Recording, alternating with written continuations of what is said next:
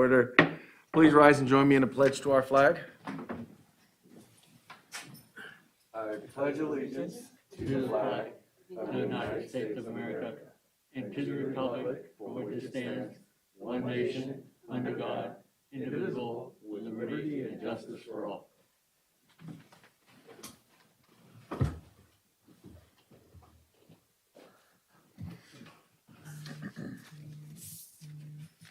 Order. Please rise and join me in a pledge to our flag. Sorry. Somebody's sound is up. No, we just did that. Okay. No action was taken in closed session. At this point, I will entertain a motion to adopt the agenda, except we are adding, Revising. I'm sorry, we are revising item 7G. Second. Been moved and seconded. All those in favor, please say aye. Aye. Opposed? Abstentions? Motion carries unanimously. We'll now move on to public comment. This is an opportunity for members of the public, staff, or board members to address an item that is not on the agenda. If you're watching us online, I would encourage you to go ahead and write your comments there in the chat section there, and we will read it for you. We'll give you a few minutes to do so. Is there anyone here who would like to address the board on an item that is not on the agenda? All righty. We will give folks online an opportunity to check in.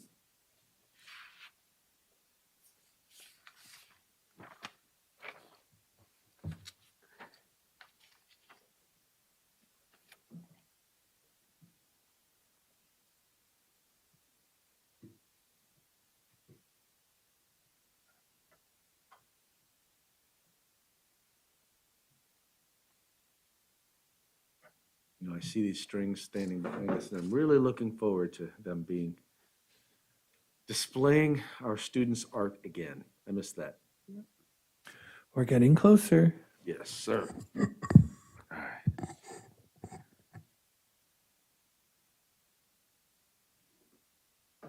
Okay. All right, not seeing any comments.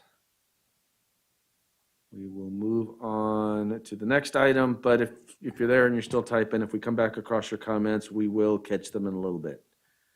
Okay, so moving on, we'll move on to reports, and we will start with Robla Education Foundation, and Mr. Raven in the chat has noted that he has nothing new to report. We have not received any matching grant requests from any of the sites, classrooms, etc. So enjoy your break next week. So those of you who have some ideas, well, he's waiting on your proposals. Mr. DeLuce, if we could go back to the comments for just a minute. There was a question in the comments about discussion about forthcoming vaccine mandate. I don't think we have that. I don't think we have that on the agenda to discuss, but maybe that is something we should put on the next agenda as an item to discuss. Sure, absolutely. When we Okay. have more information, yes. All right. Thank you so very much. Good suggestion.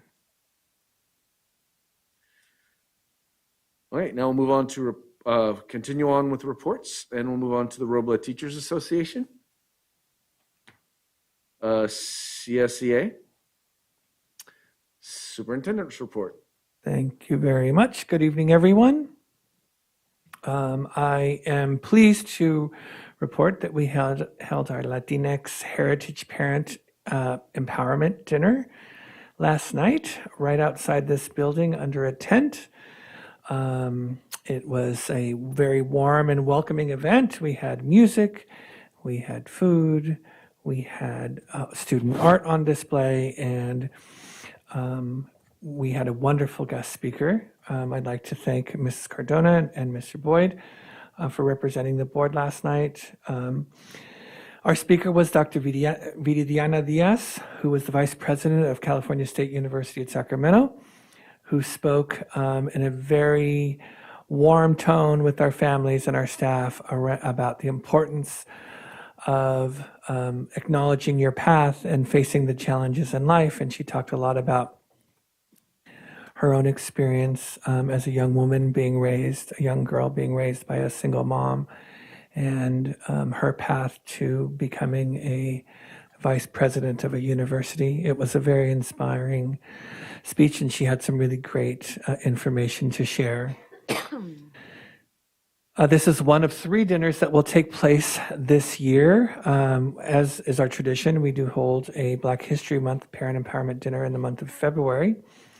And this year we have added to the schedule a new event, the Asian Pacific Islander Heritage Month Parent Empowerment Dinner that will happen in the month of May. So we're very proud to be growing our program, being more responsive to the communities that we serve, and I'm excited about this growth that we'll be taking this year with our parent empowerment dinners. Update on our independent study program. I am pleased to say that the teachers did ratify the MOU that is on tonight's agenda for the board's approval. The program is characterized by teachers volunteering to teach independent study. Our program will be a combination of both synchronous work, so live instruction for students, and that will be a minimum of 90 minutes a week focused on language arts and mathematics and ELD, and then the rest of their instructional day will be independent work. The program has begun informally with some students. Some teachers got right on it, but it will begin formally when we return from break on October 18th. As usual, we have an update around COVID-19. I do want to be sure that everyone is aware that we do have a dashboard up and running on our website.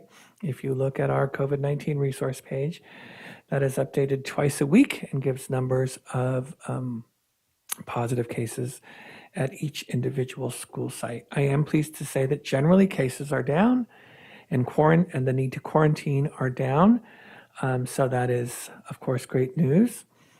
Our weekly testing continues, and I'm pleased to share that the numbers of people who are being tested on a weekly basis continue to grow, both staff and students. And I will say, I personally I am vaccinated, but I choose to take a test every week, and I will say the process is very quick and very easy, and I get my results in about 8 hours, so it's pretty efficient. I'm really pleased.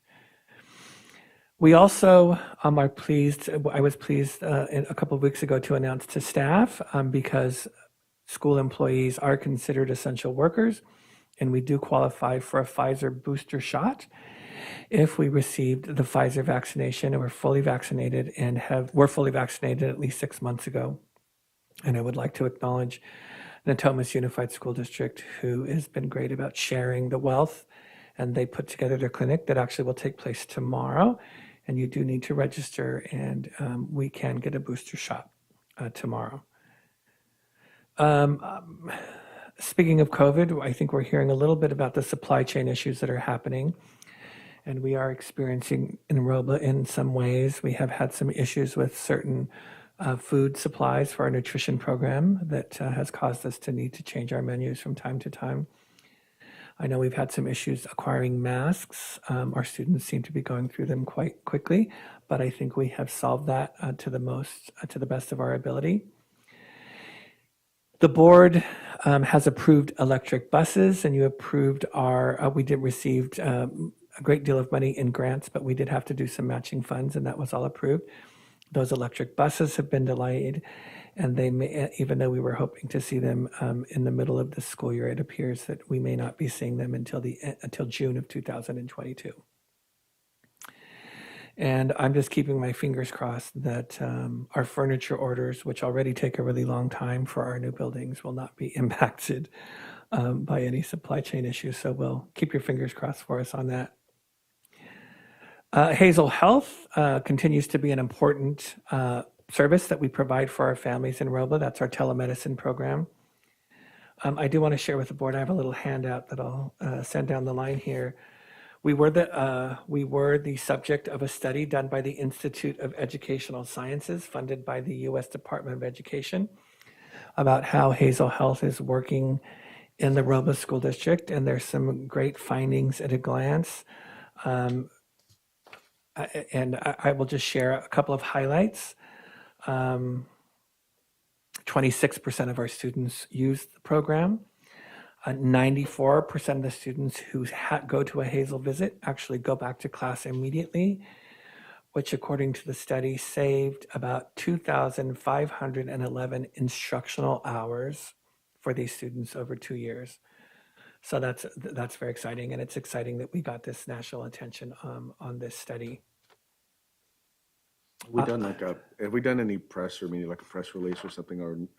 We have not. That's definitely something we could look into doing. Okay. Absolutely. I can talk to our consultant about that. I recently did have the opportunity to present these findings along with Josh Galome from Hazel Health at a national telehealth and virtual care conference, and we did that virtually, and that was very well received. And I am very excited to share that Hazel will be growing this year. We are adding on Hazel Heart, which is telecounseling. So now students can not only access a doctor for health issues, but can now access a counselor by way of our social workers who will facilitate this process. So it will give us another layer of support for students. And because Hazel is such a great partner, I feel it's important to acknowledge that they are providing this service in this first year at no cost to Robo, this increased service.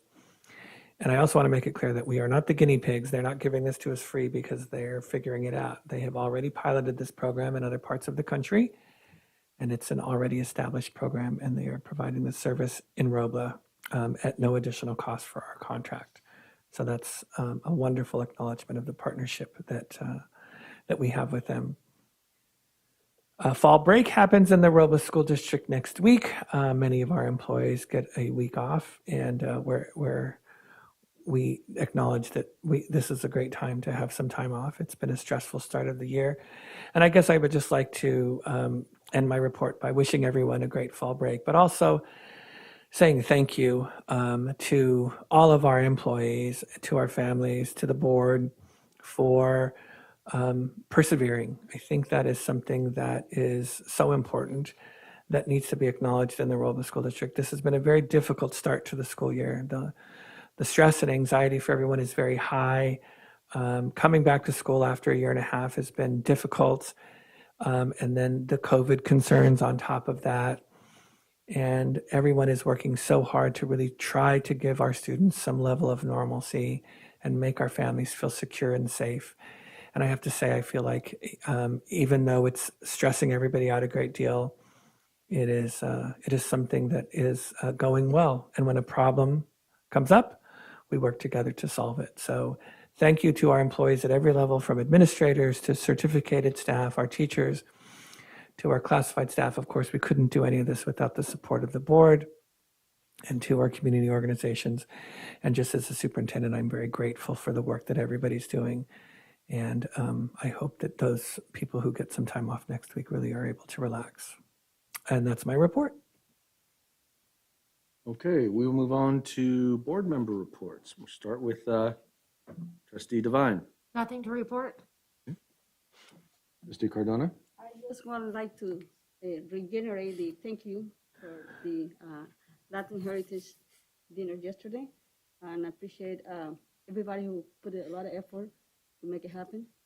The food was great, music was great, and the speaker, it was really a beautiful person, and it really touched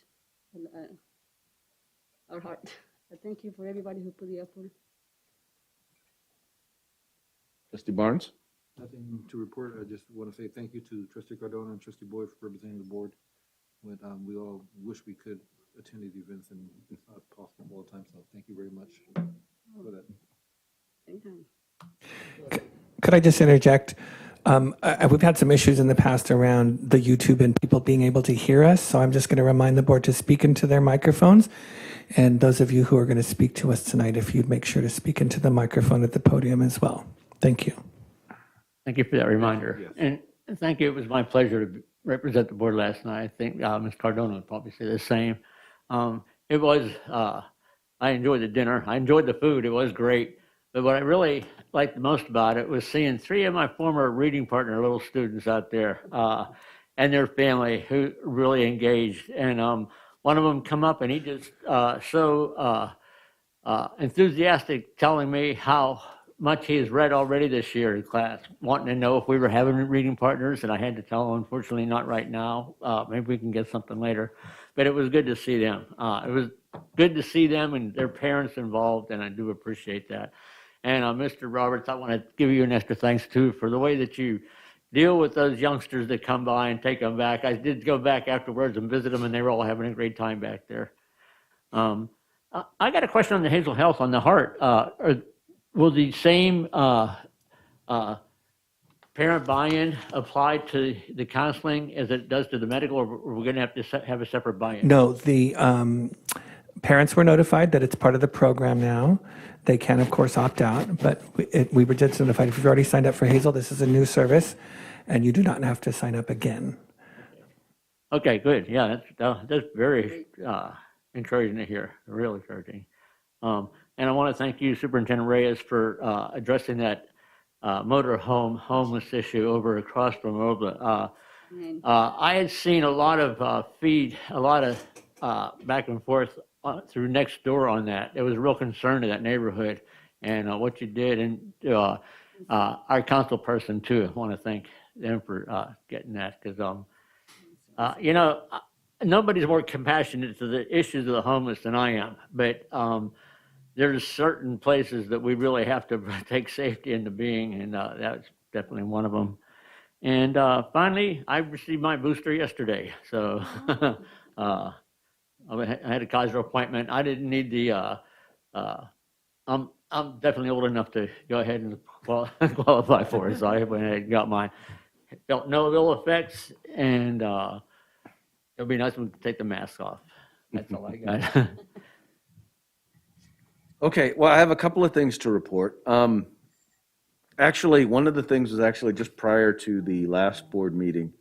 I received a letter from the county, the Sacramento County Grand Jury.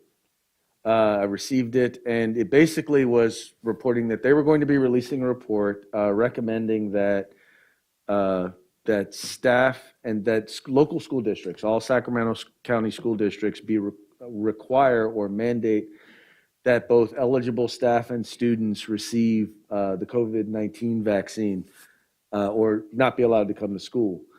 It was kind of concerned me because along with it, what came a cover letter that said, don't divulge this to anyone, otherwise you could be subject to, and it listed several penal codes, and that's all you had to say to me was penal code. I'm like, all right, we don't want to break that. But I assumed I sent the letter over to our superintendent, who in turn reviewed it and talked with a number of talked with our attorney. But then at the same time, 2 days later, we shared it with a number of other folks. And it was really kind of interesting because as it turned out, in the letter, in the report, they talked about the fact that they talked to local education officials. But as far as we know, and I know Ruben made calls and I made calls, nobody that we know of got talked to. Nobody we know of was talked to in regards to this report. Additionally, the data and the information was all information that's already available on the Sacramento County website. So it wasn't like there was a bunch of new information that was provided. In any case, it's a recommendation that was put forth, and we're obligated to respond within 90 days. And I think that in consultation with our attorney, Ruben will eventually be getting back to us on that. But I wanted the board to know the reason why I did not inform you when it first happened was because I didn't know who I could talk to about it. So once again, I appreciate you for understanding my desire to, not get fined or wind up in jail. But anyway, I just found it kind of interesting. I didn't know that was within the purview of the Sacramento County grand jury, and I, quite frankly, still don't believe that it is.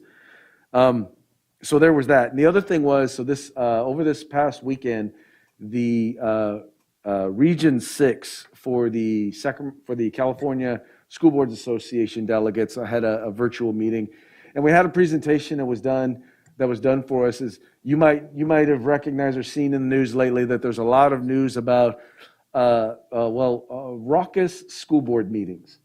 Individuals who are either upset about critical race theory or who are upset about vaccine or mask mandates coming to school board meetings and in some cases being completely over the top. In some cases actually bordering on or exceeding to threats of violence. So one of the things that they did in this meeting was we had someone do a presentation on how to run or how to manage what to do in the event that this happens in one of your board meetings. And they did a recording of it, and I'm going to make that recording available to all of the board members so that we can have an idea of it. I'm just glad that amongst our board members and amongst our community, we have not had this challenge or had this issue. And I appreciate the Robla family for being able to discuss even sensitive issues in a positive manner. So, but those are the only items that I had to report. Thank you. And with that, we move on to presentations, and we will start with Summer 2021 Freedom School Report. Good evening, Superintendent, members of the board. Welcome, Mr. Vine. I don't think we've ever met before. Can you talk a little louder? Yes, Thank you. already. 2021 CDF Freedom Schools has been closed out. It was interesting. It was exciting. It was challenging. It was it was successful though, and it was successful in that we were once again able to connect with approximately 120, 160 students every day from Robla School District and neighboring school districts. Thank you, Superintendent. But we were able to successfully implement the Freedom School model with some challenges, and we'll talk a bit about that as well. As you know, the Children Defense Fund Freedom School started in 1991. It's rooted in the 1960 civil rights era of bringing college students in front of our students, younger kids, and not only teaching them, but also role modeling for them activism, educational opportunities, and what the future would look like. It was inspired by the Mississippi Freedom School Project of 1964. The principles around Freedom School, literacy, culture, a learning community, involving parents and having high standards. The Freedom School and our contract with Robla School District allows us to work with 160 scholars. We hired 16 college students and college graduates to work with the students, and also had 2 site coordinators as well as a site leader who was responsible for the entire project. We were based at Taylor Street Elementary and Glenwood Elementary School. Pictures of students there.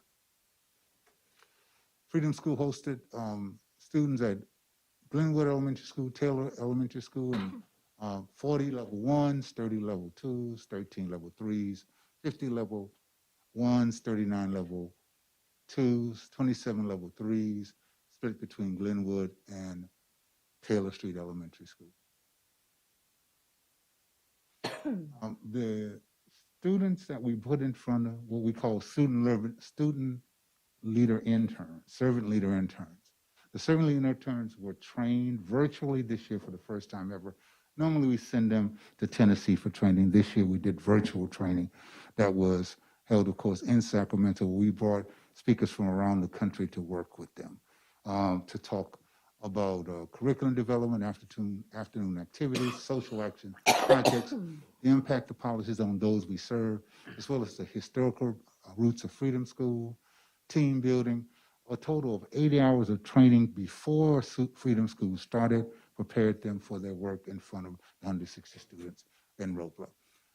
Worked on mentoring, mandated report writing, parent engagement, community engagement, classroom management, restorative justice, and conflict resolution. The daily schedule went from pretty much 8:30 to 3 p.m. with activities primarily around the integrated reading curriculum. It is a literacy-based curriculum that supports the joys of reading, also the comprehensiveness of reading, but the need for students to stay engaged at all times when in school. This summer, the one challenge we had is that because we had a partnership with the district, our first week we were at full strength, and after that we had to share students with the school campus summer program. The challenge for that was that our integrated reading curriculum, which normally went all morning, had to be broken up morning and then repeated in the afternoon for the new students who came. It's a little different. There were moments when we felt like we had to figure that out, and next year we'll do an even better job. Okay. The not just literacy, but also the kids were involved with social actions, an afternoon with art, music, and the like, dance, physical fitness activities, and such.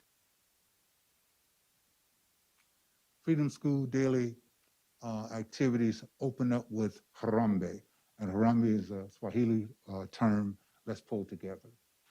That's typically where we invited board members to speak to the kids, to read to the kids.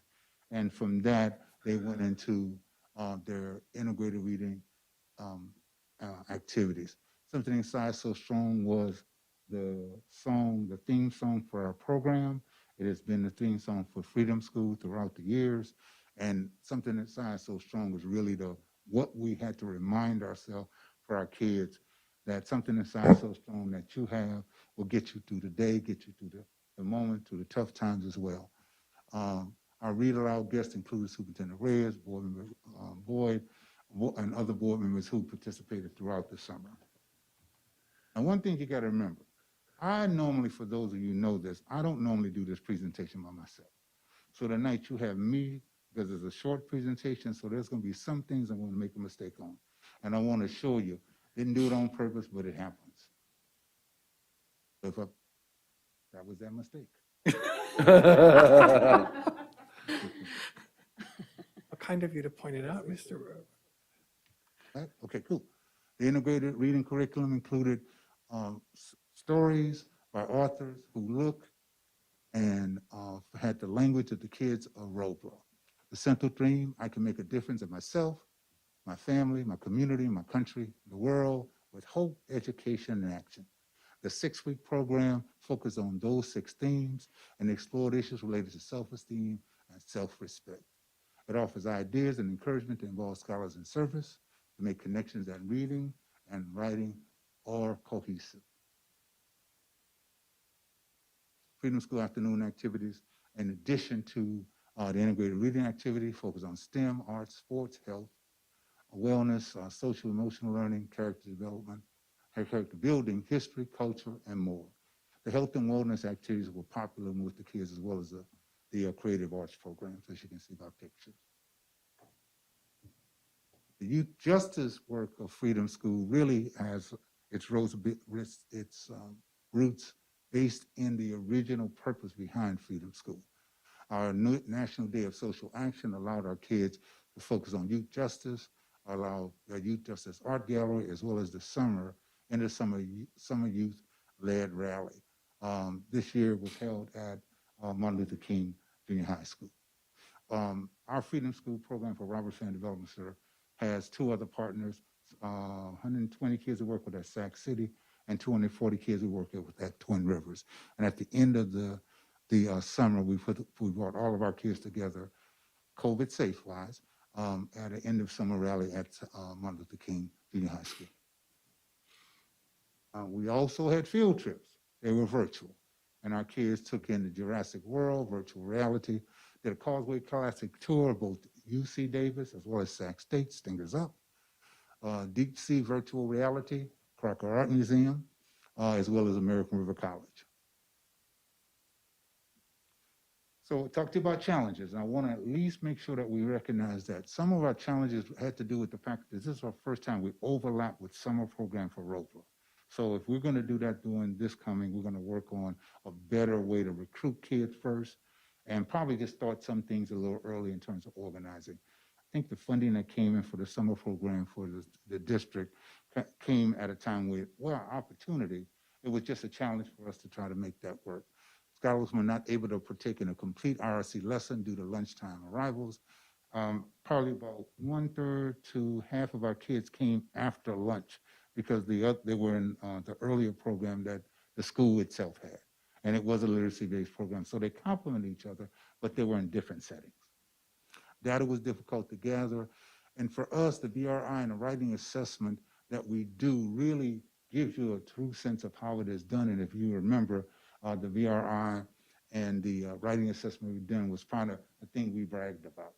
Probably won't hear me talk about that quite as much this year because it was difficult because of the attendance to make that work and to be honest with ourselves and to be honest with the National Children Defense Fund. COVID also impacted us. We had students absent multiple days, and in some cases, some parents, once a kid, we reported that a child might have been impacted by COVID being close to another student. They opted not to send them back. We had some parents who opted not to send them back, and that was something for us we weren't prepared for, and it wasn't what we expected. However, we persisted throughout the summer. Maintaining health and safety of school population was a priority. So for us, we made sure that if we had a situation where we might have a problem with COVID, we opted to err on the side of caution. We probably stayed out a day or two longer than it might have been thought, but our instruction was to make sure our kids were safe. Your kids and our kids are the same kids. Freedom School Success individually administered informal reading inventory and multiple measures to assess reading. The purpose was to gain an insight into students' independent reading level, instructional reading level, and comprehension level. The word list allowed for graded reading passages and reading comprehension questions. They were these components were a part of the BRI, basic reading inventory that the Children Defense Fund put together as part of its evaluation. The majority of those kids, 63% of those kids, maintained a gain in reading comprehension. The data collection and lack of student gains were directly impacted by inconsistent attendance related to COVID and overlapping school-sponsored programs. And why I say the drop was in previous years, 82% of the kids increased or maintained their reading comprehension. So for us, we recognize that was one of the challenges. And if we're gonna be on a campus with another program, we're gonna have to figure out how to make that work. Some regression noted with lowest gains found in intermediate grades. Our older kids were also the kids who, when parents said, you don't have to go back to the summer program, they opted not to. And that was just a fact. In 2019, field regressions noted only 18% of our scholars showed some decline in the previous year. We had a writing assessment where information or exploratory prompts were given. Scholars were given initial writing assessment during the first 3 days, same for levels 2, 3, and we used a baseline data point for that. Grading rubric, 5 key areas: focus, organization, evidence, vocabulary, and conventions, adjusted for level, and we adjusted it for level grades. The SLIs provided feedback to improve writing. If you look at, this is what our assessment looked like for our students at levels 1, levels 2 assessment. Both grade scholars did a great job answering the prompts. They provided a concluding sentence. And then to the right, scholar did a great job answering the prompt, and scholar provided a concluding sentence. This was his post-test, so it gave us a chance to see progress from the previous. The key for Freedom School and the key for Robert Sand Development Center has been parent participation. As the superintendent mentioned, we're a part of Robla's parent engagement work, both providing help for the Latin Heritage Festival, the African American Festival, and this year the Asian Pacific Island Festival. Freedom School has a weekly parent component there, and our parent involvement is a critical component to student success. As we all say, parent participation is free. It's key to student success. The 6 weekly workshops focus again on the main themes: I can make a difference in myself, my family, community, country, world, with education and hope, and increase family skills and resources, empower parents, and build on family successes. It was led by Dr. Jones. We did this virtually every week, have between 25 and 30 parents to join us every week. Any questions? No, but I would like to say thank you for doing everything you can could to ensure that the kids had this opportunity, especially with all the restrictions that you had to go through. I'm sure it was extremely difficult for you guys since you're not technically a school trying to get all that in place. And I want to say thank you from the staff and the students who attended your Freedom School, and say thank you again. Thank you very much. You said 25 to 30 parents participated in the weekly workshops? Were they the same 25 or 30, or were they different? Typically, it's the same 25 or 30 because they stay connected. Huh? One thing that happens when you, with Freedom School, when you get a parent group that works with, that enjoys the presenter, and Dr. Shirley Jones was our presenter, did an excellent job. They loved her, and they came back. It worked. Any feedback from them or so that you can share with us? And we're going to do this again. We are planning to, during the course of the year, be on all 5 campuses, rotating to have a Freedom School after-school component that gives students on each 5 campuses of Robla the Freedom School experience and gets them ready for the upcoming summer. Maybe we can send invites to those parents, personal invites for the site council or so. Happy to. Were the parent interactions or parent participation virtual or in person? They were virtual. Okay. We want to thank you for, working with our kids and for the flexibility. We realize that things kind of came up kind of quickly this last summer, but you've always been able to adapt and overcome. So I know that as we come together, I don't know if we're going to be doing summer school next year, but whether we do or whether we don't, I know that working together it'll be a positive experience just like this year was. But we're already planning for Freedom School, so we're looking forward to it. I must also compliment Superintendent Reyes, the board, for your support in working with Robert, your support for Freedom School, and the fact that this is one district when you really think about it. As I tell you, we're planning for Freedom School is because it's already built into Robla's schedule. So really, we appreciate that. We're appreciative of that opportunity, and it only allows us to be successful throughout the school year. Our children will be. Yes, sir.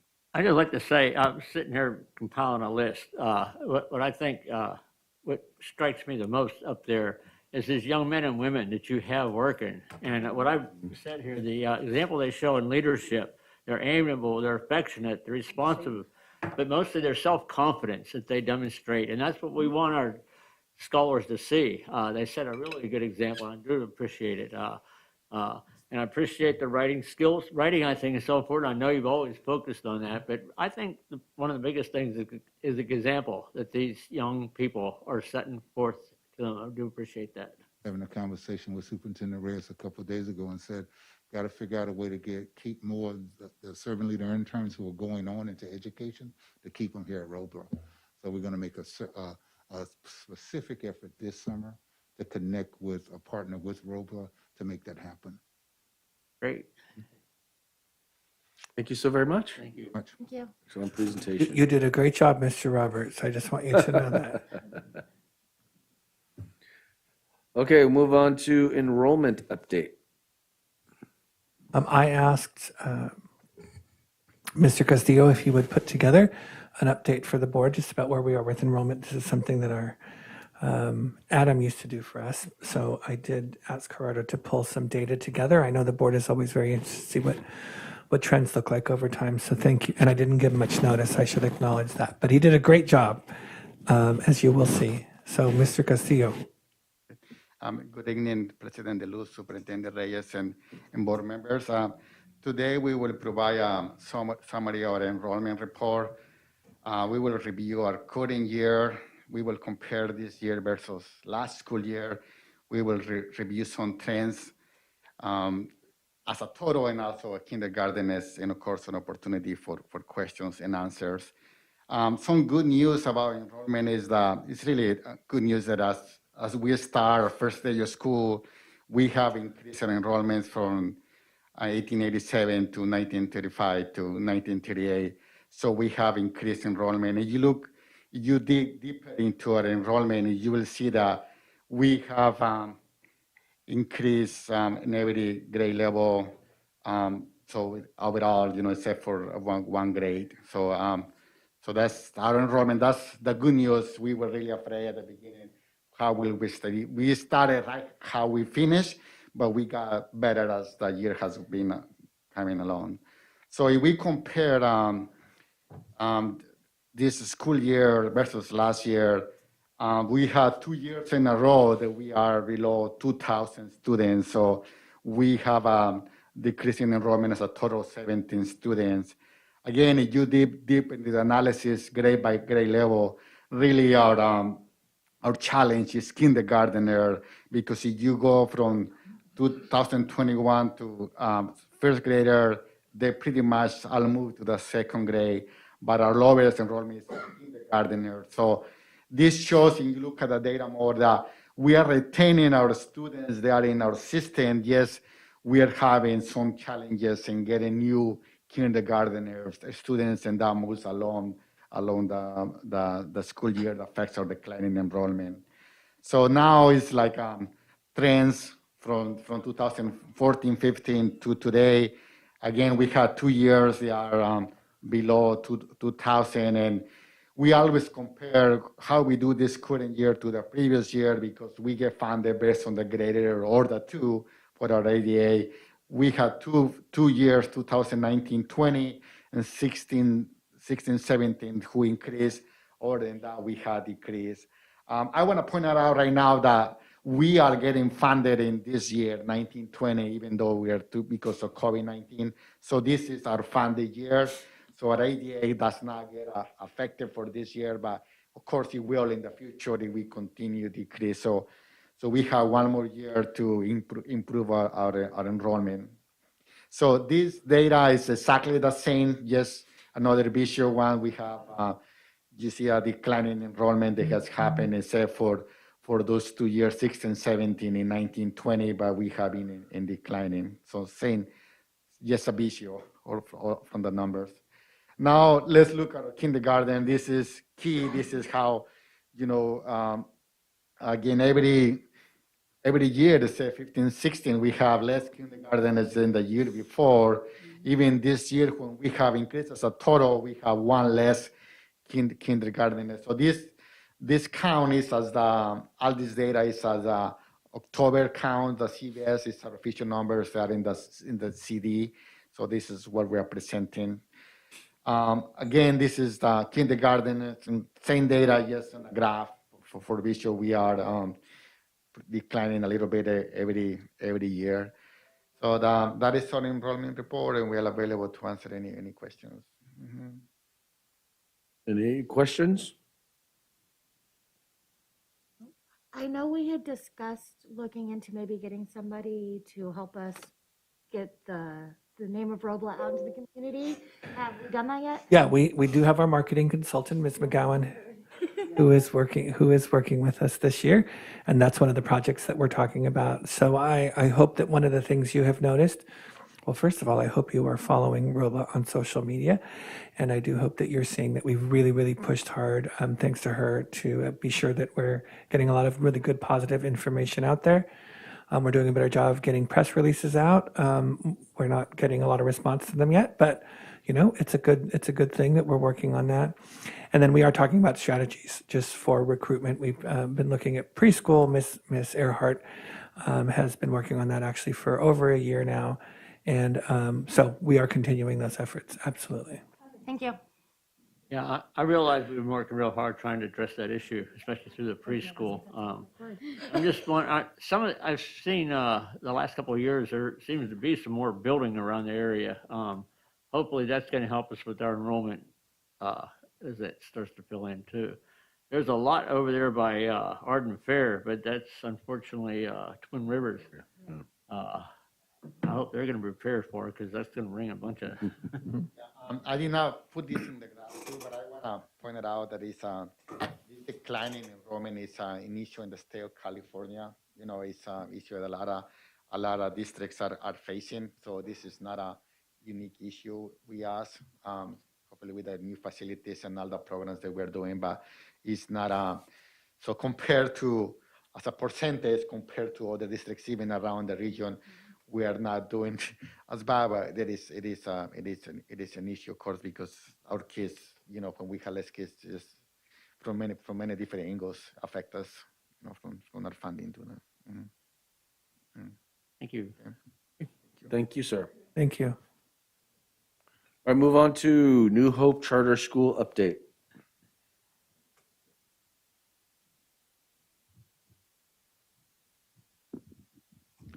Good evening, Superintendent Reyes, members of the board, and thank you for allowing me another opportunity to share an update on New Hope Charter School. So there are many things that I would like to share and will, and then we also will talk, kind of about our facility in terms of the delays that we're facing there with getting that ready. But it's easy to focus on what we don't have. I'd like to start with what we do have. So these are a couple of our students with their New Hope Charter School shirts. And the pictures that you'll see tonight are from our after-school program, arts programs, as well as our home visits that we did earlier this year. So just to give a little context. So let's begin. So again, this effort is I always start with this slide, right? You all are probably tired of seeing this slide, but I just have to keep bringing it back because it's about collaboration and building relational trust. And in this particular presentation, I'll highlight our families and the community with whom we're building that trust. So this is another one of our families from one of our home visits where we took this picture. And so moving forward. So the first 7 weeks of school concludes tomorrow, actually. And Mr. Castillo just highlighted this in his presentation as well. We have 145 students who've stayed with us, even though we have been doing virtual learning for the first 7 weeks of school. So we've lost some families, but we've maintained a pretty high average daily attendance of almost 97%. So 96.8% of our students are there day in and day out in attendance with us. And so we're very proud of that, but our goals really just to continue to make sure that we're providing the best education for each of our students, whether it's virtual or in person. And what we're continuing to do, though, is just build these relationships with the families, and that's what sustained their connection to us. Okay, so this is, again, another home visit. This is a family the Valderas family that is with us, and their son, who attends 7th grade, and the teacher is Ms. Bermudez in the mask there. And so this was, again, before the school year began. So we'll jump in. And then in terms of our schedule, as you all are aware, we've maintained this focus on independent study through virtual learning. And that's what we do in the mornings from 8:15 a.m. to 1:30 p.m. And then the after-school arts and enrichment program, which includes things like music with students learning violin or guitar and piano, as this young man, Matthew, here is doing. That happens from 3 to 5 p.m. We consistently have had between 30 to 40 students attending after school, just coming on their own, and pretty much the same students, but we would definitely like to increase those numbers as we go forward, especially once we have in-person students attending. But still, we're proud of what we've been able to accomplish in these first 6 weeks with providing students something really positive and an opportunity to interact with one another and build relationships with one another, as well as with our staff. And just the feedback that we've received from parents and students, they really, really are very positive about our after-school program. So just wanted to highlight that. Then I have to bring it back to the school facility. So there is progress being made, but we're hoping that we would be able to get our classrooms and start in-person learning on October 18th when we return from the fall break. However, we've had a delay. So most recently with our construction meeting, we're looking at potentially November 19th would be the time or the date that we would be able to get into our classroom. So this is the park that's adjacent to or on the Glenwood Elementary campus, basically. And definitely good things are happening. We will have all of our classrooms, it looks like, in the next few weeks, have everything set up. But our big obstacle continues to be just the power, having the power source to get the classrooms up and running. So we've faced many obstacles, as you all are aware. You've been with us for the past 2.5 years. And so while this is disappointing, in communicating this to staff, to families, to students, that's hard. But at the same time, we know that building a school is not for the faint of heart. Running a school is not either. And so we're just going to continue to push forward. So, and again, just thank you all for your support and encouragement. I've had several folks from our Robla School District family who've reached out to me and have really offered words of encouragement.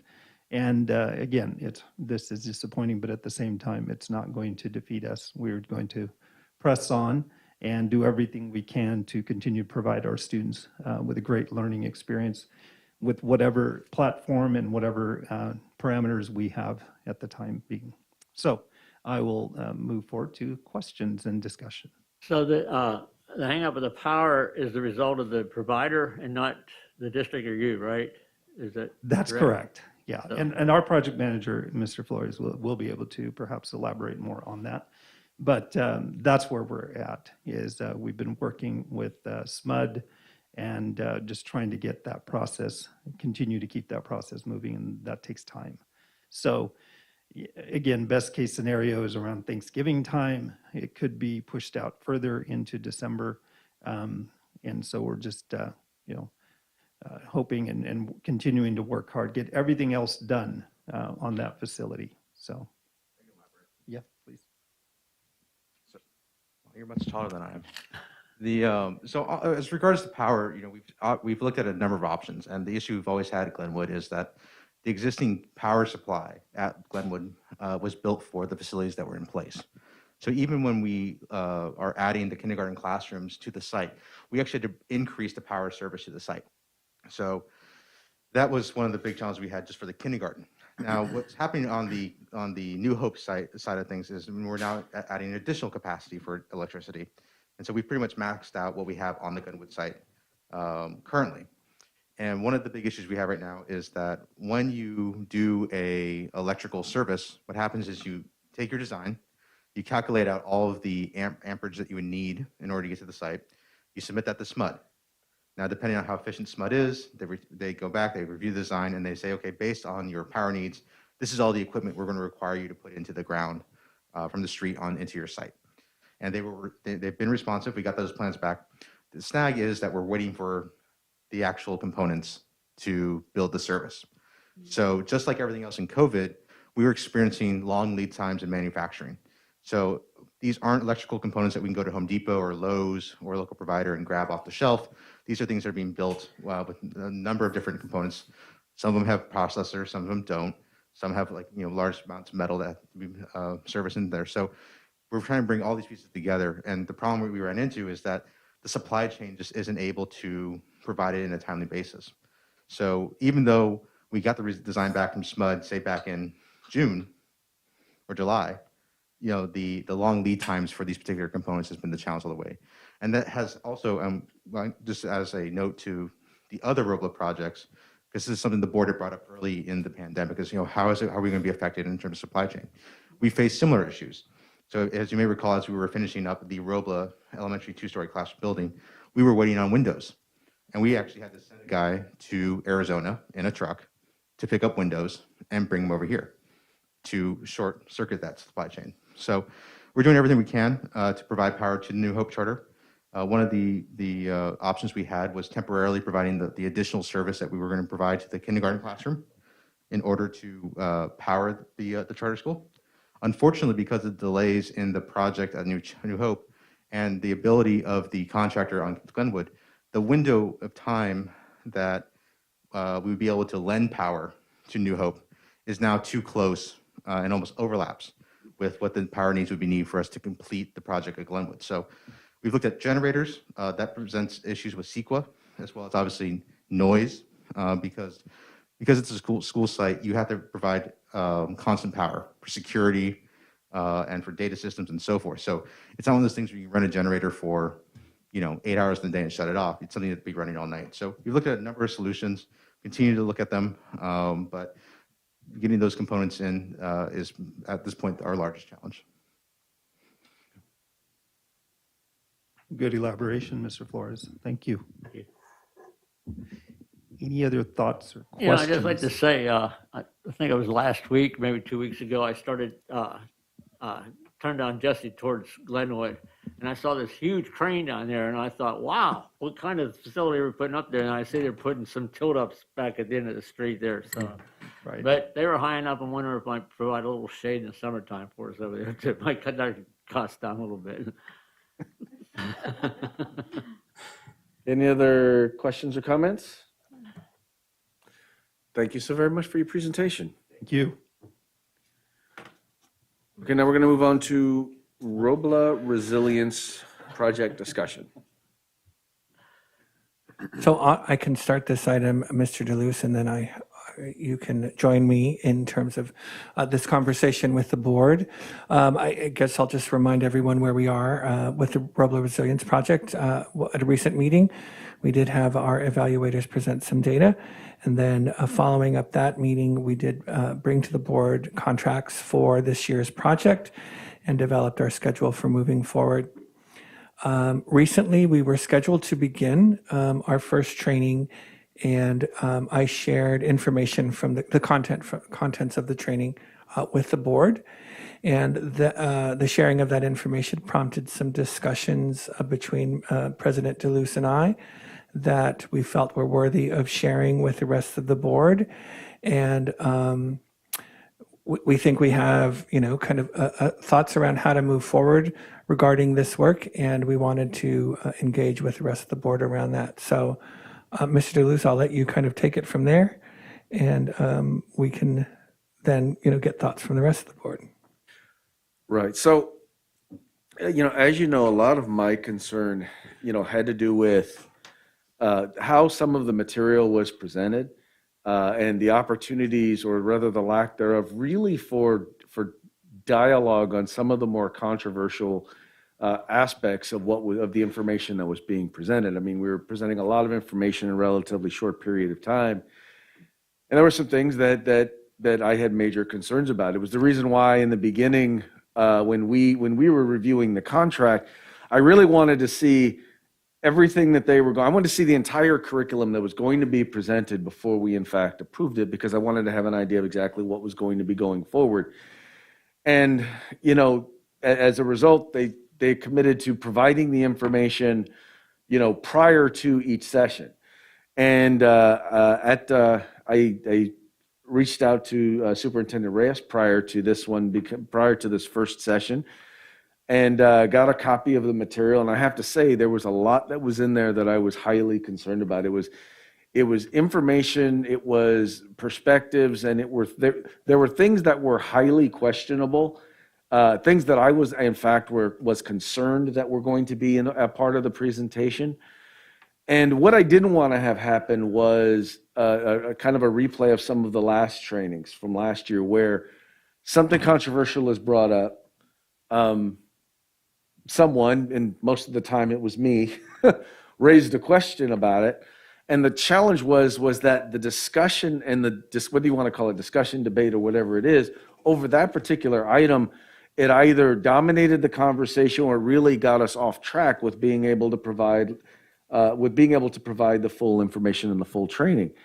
I was just really concerned because I know for a fact that a number of the things that are involved in this have been things that have brought about litigation with other employers, with other governmental and both school district employers. And there were things that were a major concern of mine. As I noted when we went over the data, 2/3 of our employees did not participate in the post survey, which, and I realized their aspect was, well, when you combine the people who are involved in the pre-survey and the people who are involved in the post-survey, well, that's 82% of the staff.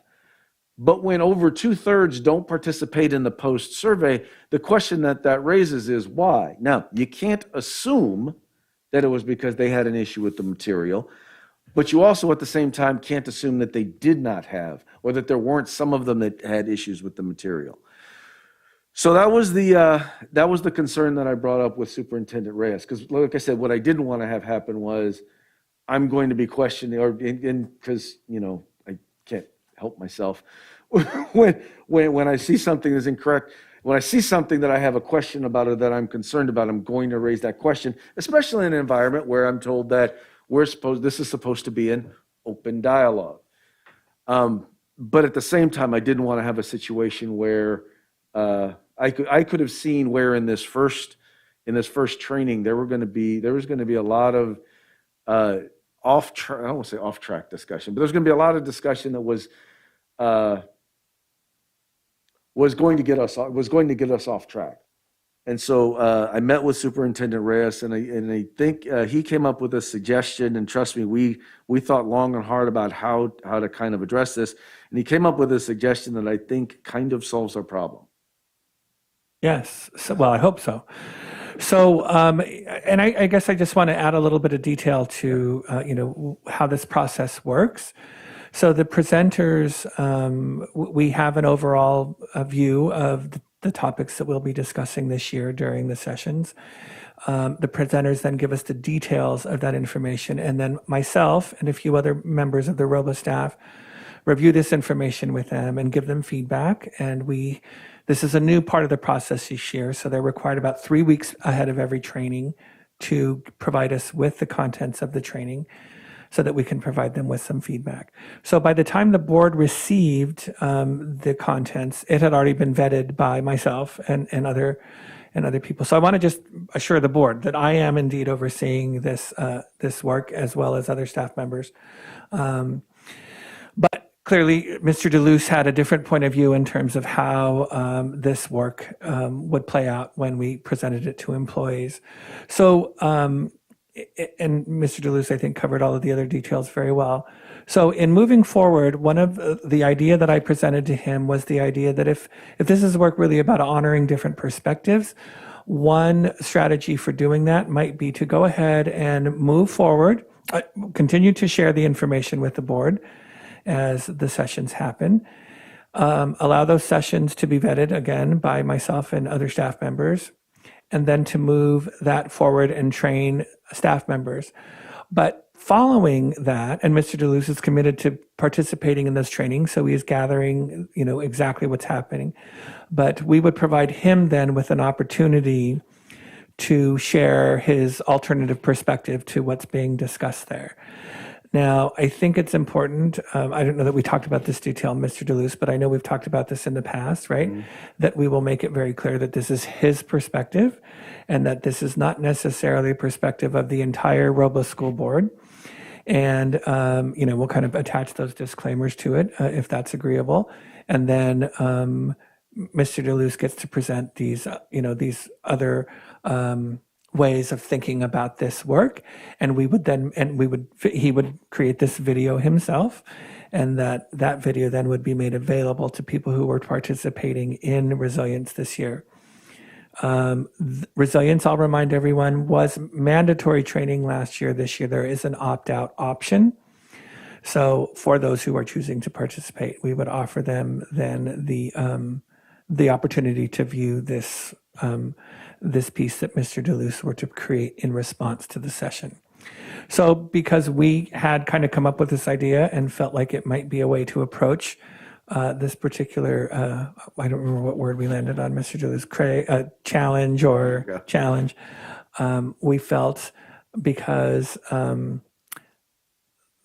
the board should have some say as to their thoughts around, this being a solution to moving forward. I would like to make a comment. I actually semi-agree with his perspective. When we get our report at the end of the year, I would like actually the overall report and then a separate report from people who filled up both the pre and the post. Like, so we can compare those separately than overall. Because I think that's what your problem was you couldn't compare the befores and the afters fully to grasp. I'm So, sorry. I okay. didn't mean to. No, one of the reasons why I like it is because there is a lot of really good material that is Oh, yeah, provided. no, I meant And it was, yeah, in this particular case, so it's not okay, I want to put a stop to the training altogether, because I think there's some good stuff Oh, yeah, but I want data. right. Well, Yeah. well, but not just, I mean, what I'm talking about is not necessarily just about the data, but in terms of the information that's provided. I'll give you an example. I spend a lot of time doing what I do for clients. I spend a lot of time going through media across the spectrum, right, center, left, which is almost no center left.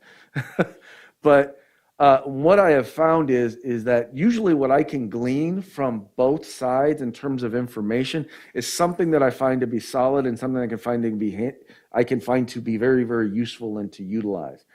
My challenge is that there are some things that are presented that can create a hindrance to people being able for some to be able to receive and accept the material. But I also know and recognize that there are some really solid nuggets, some things there that can really help our staff providing a good environment, a more open environment for our students to be able to learn.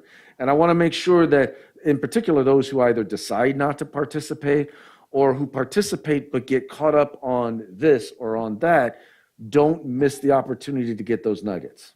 Gotcha. I'd just like to say, unfortunately, I've only attended one session last year. So when you talk about things that are controversial, it's a generality. I'm not quite sure what you're talking about. But my perspective that I see is resilience was it evolved from the present day culture of the last couple of years, the way society is seeing the importance of minorities being kind of squelched. And we're trying to bring that into view. And what I want to see is the fact that our staff, our teachers, are aware of the different cultures, different societies, the different hindrances that people see. When you say controversial, a lot of them are controversial in other people's minds. But I think the fact that it needs to be discussed, and I don't know where you're at. I don't know exactly what you're talking, addressing these issues. But personally, I feel if someone comes out with something that I feel strong about, that is offensive, I'm not trying to change their mind. I just want them to be aware of how I feel and that there's other ways of looking at it, and they may not be right and they may not be wrong. I don't think it's our responsibility to judge right or wrong so much on these different perspectives, but and allow them to be discussed. The one problem I see that we talked about the last time is when you get in these discussions, there is not enough time to address it. And that's where I see the real feedback. I like to, I say I want to discuss them, but, and I've been in those scenarios and those forums where it comes up and you go on to tangents and you lose the issue. And each tangent, each issue seems important. It's important to the person that brings it up, but there's not enough time. So what you're suggesting, I like the fact that it's going to be vetted. We can get your opinion, and then we can have a chance to see what's going on. But I just want to express the fact that when you say it's controversial, to me personally, I don't necessarily feel that means it should be eliminated. I just, until I know what the controversy is, So. Controversial should never be taboo. Controversial means we need to talk about it and figure out what's going on, not just ignore the problem. And I don't disagree. I think it's important to understand that what we did last year and what we're continuing this year in terms of the anti-racism training, and it is different than what we've been doing in terms of the resilience work that we've been doing. It's significantly different. And it's something that's not very different that's being done in other areas. And the challenge is that it once again, it has been controversial. And keep in mind, it's not controversial for no reason. Now, whether you agree or you disagree with some of the information that is provided is not as much the point. It's a matter of making sure that that everyone has a perspective. Number two, my biggest concern once again is how the material is presented. Is it being presented in a way that is going to cause some of our staff, especially some of our staff who really kind of need to hear in particular, like I said, some of this really good information that is going to cause them to tune out. That's the concern. That's the concern that I have. And that's the reason why I'm willing, I was interested in doing this, because I want to be able to, once again, provide that perspective. Sonia Lewis is responding to us in the YouTube chat. If you guys want to pull it up and read it. Well, I'd like to, before we get to comments from other people, I want to be sure that we are hearing from the board, and not everybody's had an opportunity to talk. Yeah, this is from the Ascribe Educational Consulting, so there was. Okay, I realize that, but I'm saying I'd like the board to respond first. Okay. I'm sorry, I'm a processor, so I'm still processing, so I missed a little bit of what you were saying. Can you take me a little bit, tell me again? So the challenge is, and there are a number of, and once again, I'm only going by what I received in the first packet of information. There are a number of things, a number of perspectives, a number of things that are being presented as fact that I know in fact are theories that have been questioned and have been generally questioned. My concern is that what I don't want to have happen is this. So we're in the middle of the presentation. I start raising questions, or someone starts raising questions about, well, wait a minute, what is this based on? Where does this come from?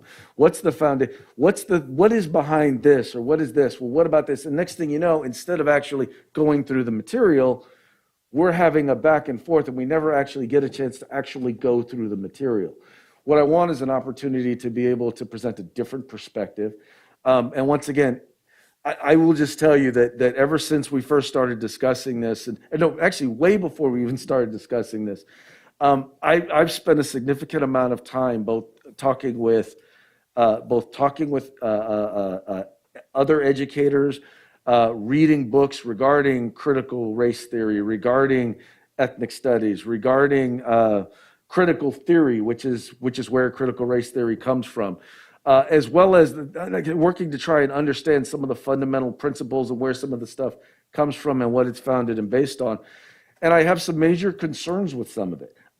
I don't have concerns with everything that's being presented in the anti-racism training that we're doing, but there are some things that I do have question about and concerns about.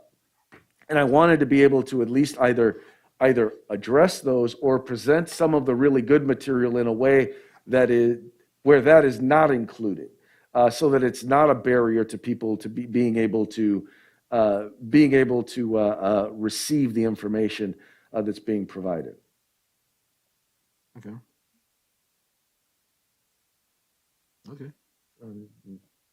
You think that this will give you that outlet? I'm all for that. Okay, I do want it to be clear. I don't want anyone listening or on YouTube or so to think that critical race theory is something that is being taught in our schools right now. So I just want to make sure that is very clear. Yeah, that is true. Because that's a whole other discussion. But yeah, if you believe that this will give you the outlet, I see nothing wrong with this. I guess I would just like to add, I don't feel that we should be afraid of differing opinions. I think that's one of the messages we're trying to have with resilience. I also think that, I have said this to Mr. DeLuz, I have great faith that the people who participate in resilience in the Robo School District are people who can think for themselves and listen to what anybody has to say and take that information and incorporate it into their view of the world, and possibly in an effort to understand other people's views of the world. We are not, it is never our intention whenever we do any professional development to present anything that we present our employees with as the end all be all answer to any work that we do, whether we're training custodians in how to use chemicals or training teachers in how to teach students how to read. We are simply finding knowledgeable people to share their information. And there should always be alternative perspectives to those pieces. And we shouldn't be afraid to allow those to be voiced. And this, I think, is a way to do that under the constraints that we have. And as Mr. DeLuce has already said, the constraints of time, that we don't have hours and hours to debate everything that, that we would maybe want to debate. And this just gives a forum for that. I'll just make one more comment. We have a 5-person board. That board is obviously very diverse in when it comes to different opinions. And I think we're a strong enough, well, I don't want to say we're a strong enough board. I think that it's okay to be able to, thank you, to be able to try to address issues like this and make sure that everyone's views and opinions are represented. So I'm fine with this. And I'd just like to finally add, I agree with it too. I mean, I want to hear your opinion. I know we differ a lot, but I want to hear them and share them. And just as I hope we provide to our students as they go on a platform of all knowledge and let them have the ability to decipher how they want to do this. But it's not right to exclude somebody else's opinion. Absolutely. So, and I thank you for bringing that. Okay. Did we want to read comments from, because I know that Dr., do you want to go ahead and read? I'm assuming we should. Okay. It says here, Dr. Andrea Moore and Sonia Lewis, MED, has provided a thorough outline of all content that will show up in the facilitated learning opportunities going forward. Let us also keep in mind this year's sessions are voluntary, continuing the conversation on anti-racism with individuals who are passionate about improving the lens of racial harm/oppression. All material presented is backed by years of research, and the controversy of some topics are fortified in historical fact and warrant discussion. Fear is a powerful emotion, and Robla, as a collective, have proven to be savvy enough to matriculate through the challenge of addressing fear, blame, and shame.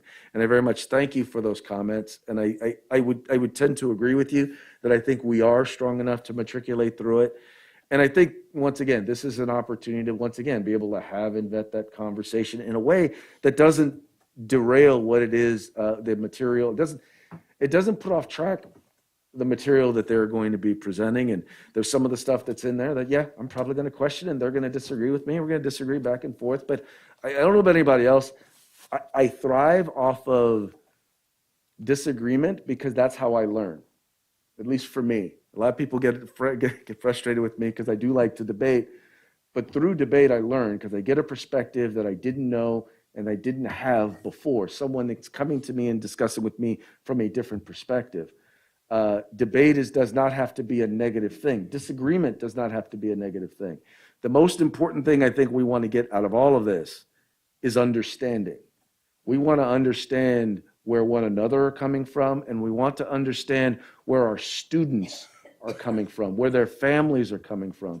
And when we understand that, then we're able to provide the best possible environment for our students to be able to succeed. Well said.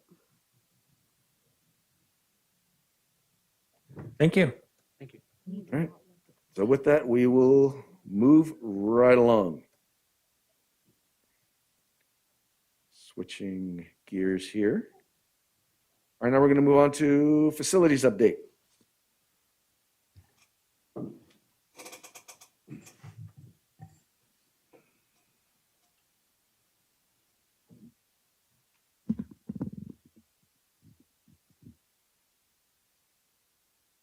Thank you, President DeLuz, board members, and superintendent. This is the monthly or quarterly update on the projects that Caldwell, Flores, and Winters Incorporated is managed on behalf of the school district, and we do appreciate the opportunity to serve the district. We'll start with Robla Elementary. We all know that the two-story was completed, and the school has occupied that facility. What's ongoing is the modular buildings, classrooms, and also kindergarten. What you see in this particular photograph are the footings for the foundation of the modulars. Footings for the modular classroom buildings were poured this week. Modernization of the existing administration building continues. Flooring installed last week. The elevator in the two-story classroom building is fully operational. The contractor continues to complete punch list items. The punch list items are minor. And so we're expecting to provide some excellent looking modulars, just like the two-story building that we've provided thus far. This is Bell Avenue Elementary School. Emilio and I toured that last week. It's looking great. We were pretty impressed with the outcome, the colors, the layout, the stucco and painting, both interior and exterior, has been completed. Lighting systems have been energized and HVAC systems tested, and that's ongoing. Installation of a low voltage system, epoxy flooring, site work utilities, door and door hardware are ongoing. Modernization work of existing student restrooms continue and anticipated to be completed by the end of this month.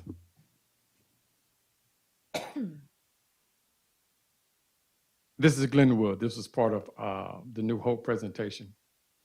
On the opposite side, the front end of this facility along Jesse, we're preparing to the construction for the oncoming modular buildings for the kindergarten. Construction of building footings, forms, foundation, and site work preparation for delivery of the modular classroom buildings is complete. We're just awaiting the arrival of the buildings. Underground utility and tie-in connections work is ongoing for the modular classrooms. And some of this tie-in is also occurring at the site for the New Hope facilities as well. Work on the sewer line and utility tie-in in the parking lot adjacent to the New Hope, there it is, site continues. Work underway to evaluate the irrigation and landscape improvements to occur on campus.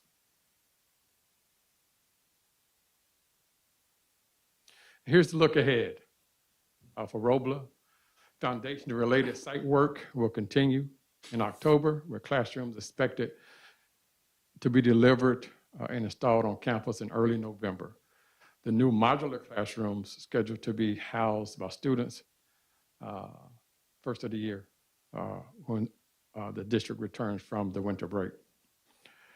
Bell Avenue restroom modernizations is scheduled to be completed by the end of the month. The two-story classroom and administration buildings are on the schedule to be completed and have staff move in the building during the winter break. The modernization of existing classrooms, as well as the demolition of the existing library and adjacent classrooms to construct a new kindergarten classrooms, will commence during the winter break. And lastly, Glenwood. As we saw in the photographs, the kindergarten classrooms are scheduled to arrive on campus early November and reach student occupancy by February 2022. Modernization of the existing classrooms and support spaces will commence upon construction completion of the modular classrooms. Okay.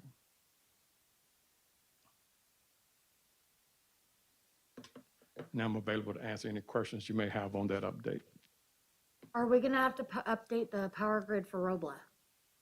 Update the power grid? Like they're doing at Glenwood for New Hope? No. Okay. I was just wondering if maybe we should get that part ordered now. I know it's funny, but I was serious. The upgrade that we needed has already been completed. Okay, cool. Yes. Yes. Yes. I know it was funny, but I was serious. Like, should we order it now? I'd like to make a couple comments, not exactly to this, but I've talked to a couple administrators at two of the new buildings, and some of the issues that came up are beyond, going back to the planning stage. My comment is, the 21st century classrooms look great and really They do. doing it. But some of the administrative facilities I'm hearing were overlooked. And so my suggestion is, and it won't be our district, but as you go in other districts, is to involve the personnel that's going to be using this facility in some of the planning that might be done. And I'm not going to even bring them up because they can't be addressed right now, but they were done. But the one thing that I did hear, and I got a question about, is the big displays in the rooms. Did I hear that they're not able to annotate when they're using that to teach a lesson, that they can't annotate on that screen for the, highlight something for the students to use? Correct. The more recent technology from years back, you can annotate from a variety of devices. Yeah, But such an iPad or something? Yes, but these particular monitors, but they can change that data, manipulate it full time with a laptop. Yeah, I think actually I'd like to respond to this. We are experiencing teachers being used to a type of technology and liking certain things about it. And as we move forward, there are some new aspects to their new technology. The new screens are not touch screens, and teachers did get used to their Promethean boards being touch screens, so they had their pen and they could do that. But you can choose any input device for the new screens in their rooms. So there are a variety of ways, and I'm not a teacher, but I know this, right? There are a variety of ways to annotate anything that you would like to annotate.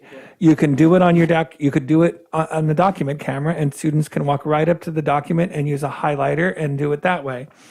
You can also do it from something on your desktop computer. So I think we just have to learn new ways of doing business, and obviously we have to train our teachers and get them used to it. But I will remind the board that we have been using this model now for years at some of our schools, and it's been working very well in terms of how it matches our instructional approaches. Thank you. And I assumed that it was, we'd be able to do, we wouldn't be taking a step backwards. So it's just a matter of learning and new thing. Okay, thank you. Thank you. Any other questions or comments?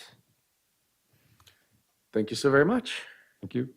All right, move on to bond program update.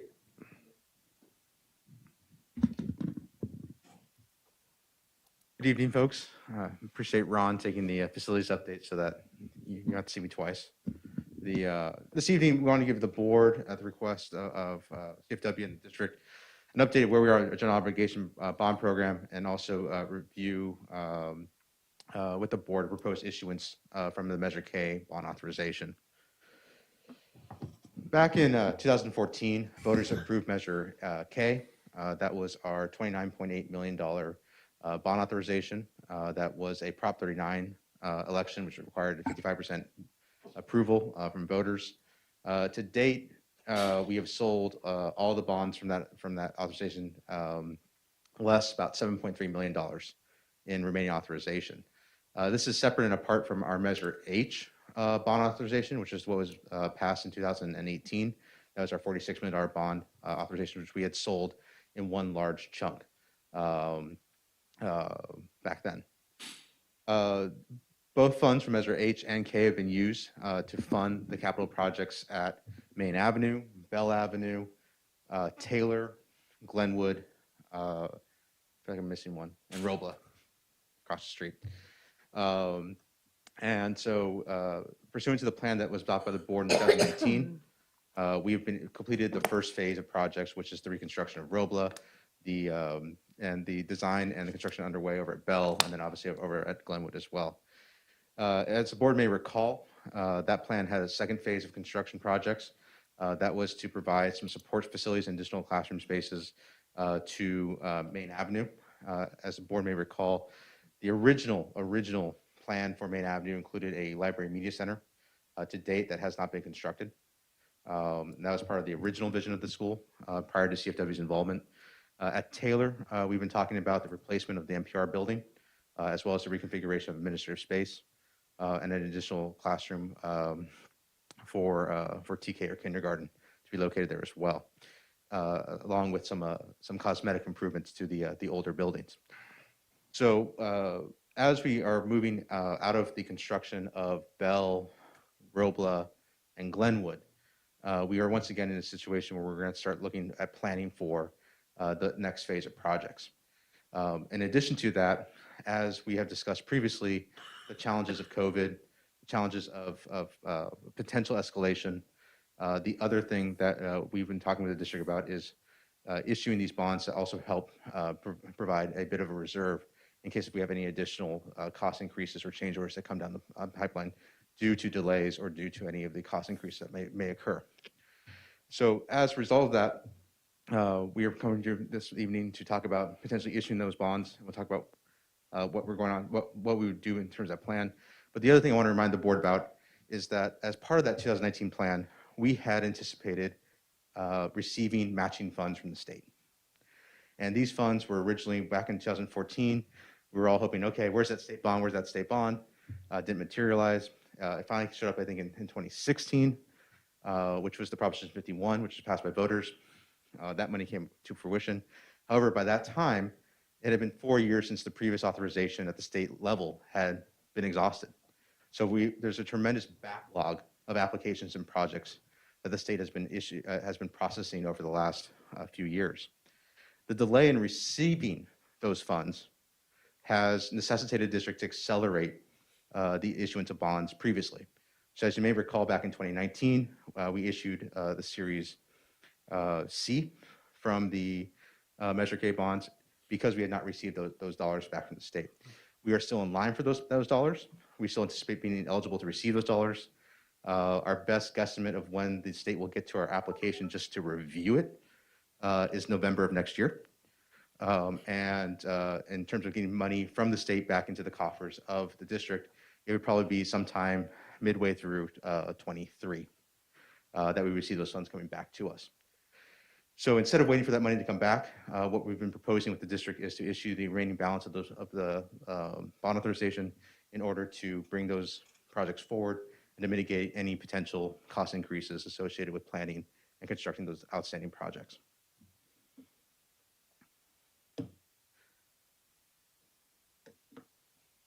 As I mentioned previously, we have approximately $7.3 million in remaining authorization, which can be issued utilizing a mixture of current interest bonds. Those are bonds that pay investors on a semi-annual basis, interest payments, and capital appreciation bonds, which defer those interest payments to the year of maturity.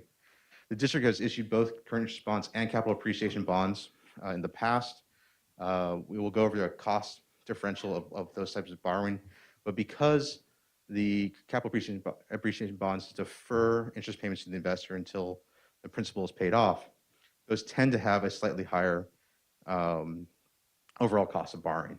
Now, the state put in rules back in 2014 regarding the parameters in which you can issue those things, issue the caps. So for example, you're not allowed to exceed a term of more than 25 years.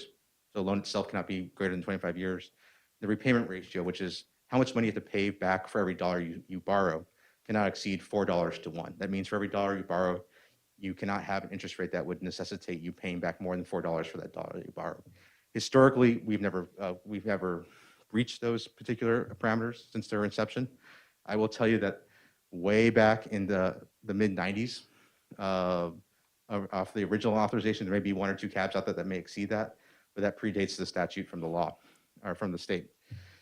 Currently, Measure K, which is the authorization we're talking about, 2014, is estimated to levy a tax this fiscal year of $23 per 100,000.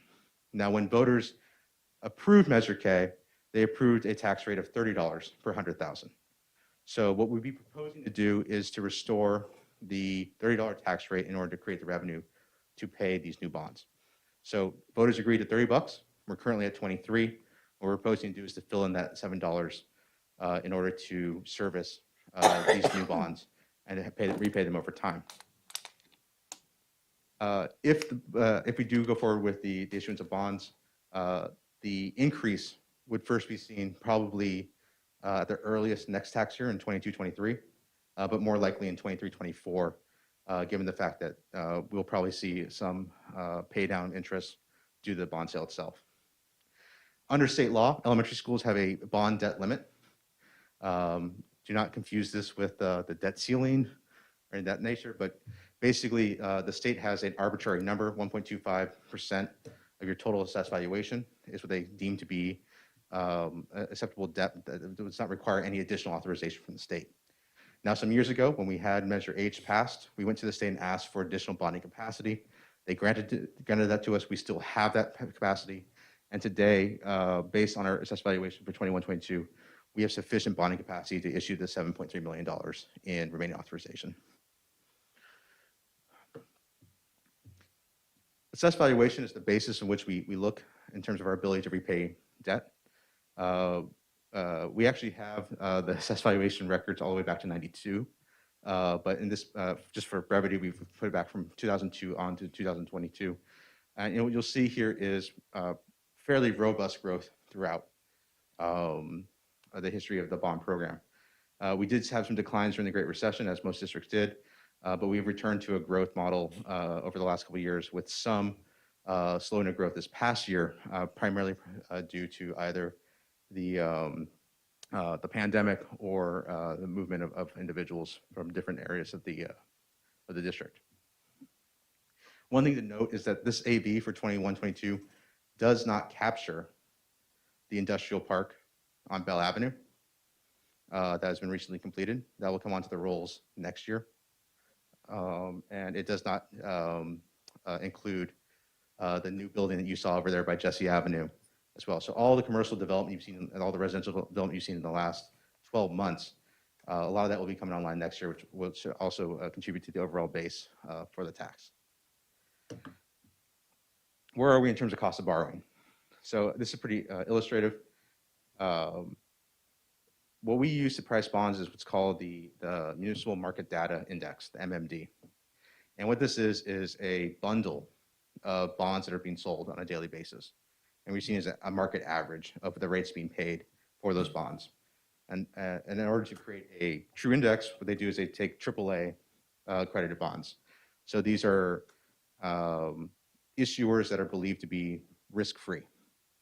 And so based on that, we create an index, or sorry, somebody else creates an index which we peg risk to. So for instance, the district currently holds a A plus rating, okay? It goes AAA, AA, A, and there's pluses and minuses in there, but anything above what's called a triple B is considered investment grade. Anything below that is what you've heard the term junk bonds, okay? And so anything that's investment grade basically means that, you know, investors will see these particular bonds as relatively risk-free, but there's a variance between no risk at AAA and A.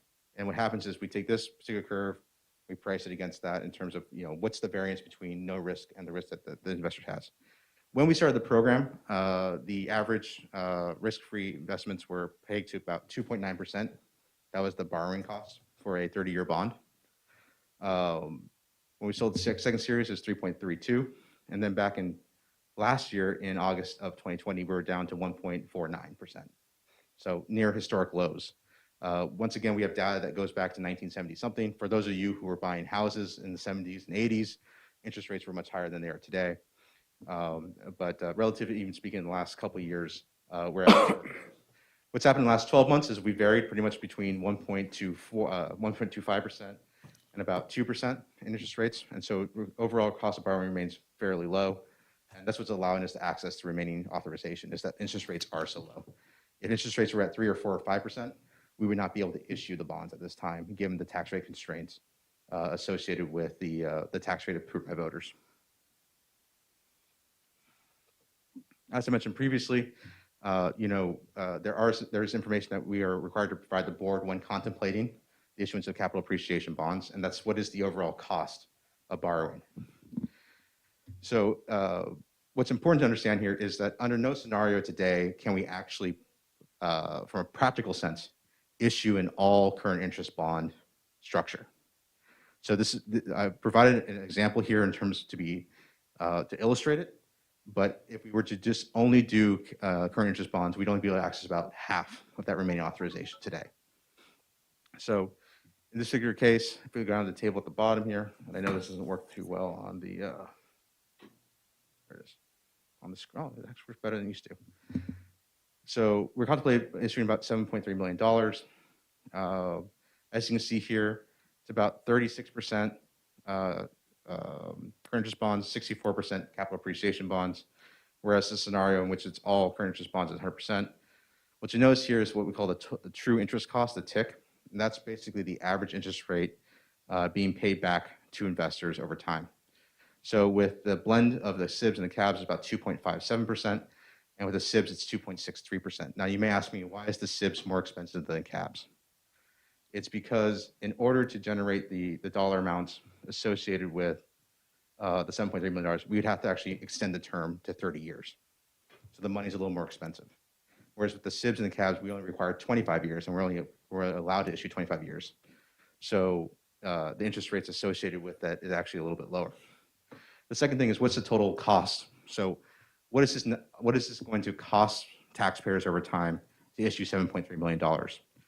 As you can notice over here, the SIBs and CABs structure is about $12.1 million, and the all SIBs is about 12.6. Once again, that's due to the slightly higher costs of the longer running SIBs that are out there. Back to that repayment ratio, that 4-to-1 I talked about. The SIBs and CABs structure is at 1.66 to 1. That means for every dollar the district borrows, we'll have to pay back $1.66. Same thing with the SIBs, 1.73 to 1. Historically, folks, the repayment ratio is typically somewhere between 2 to 3.5 to 1. So given where interest rates are today, the cost of borrowing today is tremendously low. And once again, that's what's allowing us to even approach this particular endeavor. In terms of timeline, this evening, we, as required by law, we are presenting you with the legal documents necessary to issue the bonds. This is something that would be considered at the district's next board meeting if it's something that they chose to go forward with. But we are required, because we're using capital appreciation bonds, to allow the board, the public, to review those documents and come back at a later date in order to seek approval. It is our goal with the district to close this transaction by the end of the year. And currently, we will be pegging for about a December 15th closing date. And going forward from what we have there. In summary, we have the opportunity to issue the $7.3 million that's left over. It would have to include both the current interest bonds and the capital appreciation bonds. Issuing at this time will enable us to lock in interest rates that are near historic lows. We're not at the bottom, but we're pretty darn close. And that would result in an increase in property taxes of about $7 per 100,000, taking effect no sooner than the fiscal year 22-23, which would raise that up to $30 per 100,000 for those bonds. And overall, we have to continue to assume a robust growth in our tax base as a whole. Can I Yes, sir. stop and ask you here? Look, I'm trying to get this in mind. So if we approve it, this is where you'll go to the agency. There's a point where they're actually selling the bond, to somebody buys the bond, right? Can you point that out to where that's at on this? Absolutely. So right now it's posted as December 1st. Now that date may Okay. move one way or the other. So you're absolutely correct, sir, and I apologize for not going through the process.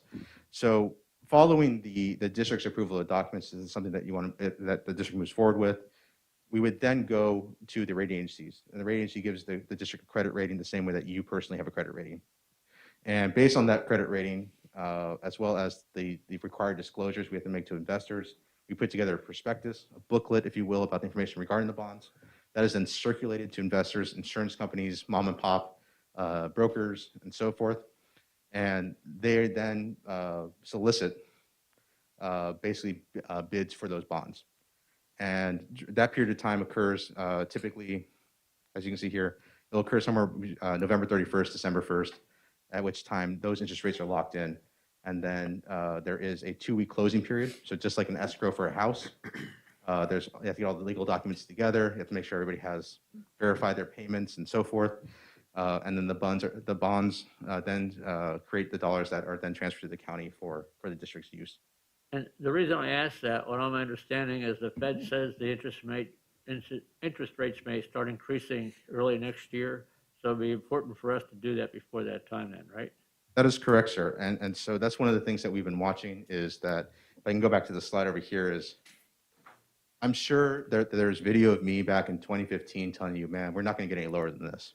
There is video of me in October of 15 telling you, hey, guys, it's rising. We should probably issue bonds before it gets any out of hand. And then, of course, there's the most recent video of me probably in August 2020 saying, hey, there's no way, this is going to keep up. So if you review the tape, you could probably catch me telling you the same thing over and again, but I've been proven wrong all the way through. And if I could predict the markets super accurately, You'd be somewhere else, right? I would not be here. Lovely island someplace doing sailing around or something like that nature. So yeah, it's possible that interest rates fluctuate on a day-to-day basis. It's possible that they rise, as we go forward, especially with the cost of money. There's a reason why the federal government is currently considering spending $2.5 trillion. It's because the cost of $2.5 trillion It's low. is low, relatively speaking. And so from that standpoint, it's possible that they go back up again. It's possible they stay where they are. As always, I can't give you an absolute in terms of where they're going to go, but what we know right now, given the current market conditions, is it's very favorable for the district to borrow this money and to move forward with the projects it has been contemplating. Thank you. Any other questions or comments? Okay. Well, Thank you, Sue. Sorry, just a clarifying question. Sure. This is on slide 2.